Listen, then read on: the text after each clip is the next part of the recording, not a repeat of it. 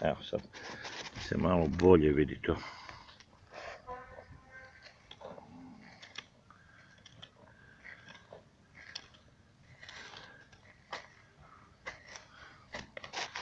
To baciš unazad, brate.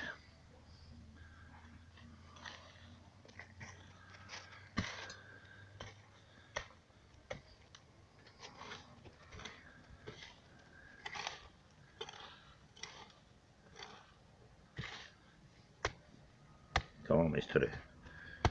Nabodi ga.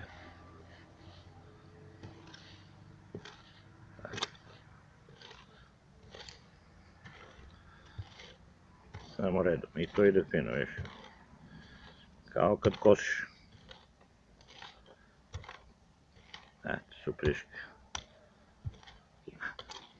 Malo malkicu se bolje vidi.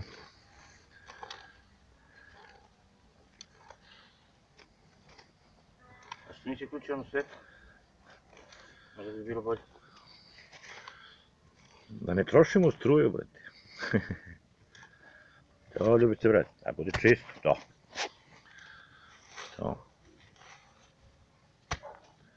Taj red.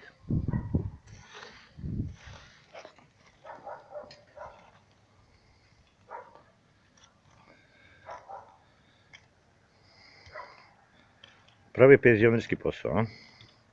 Laganica. Pa da. Eto, bolje se vidi sad. I to je super, znači očisti se lepo sav korov, brate, i onda kad uzmeš da rilješ, imaš čisto baštu.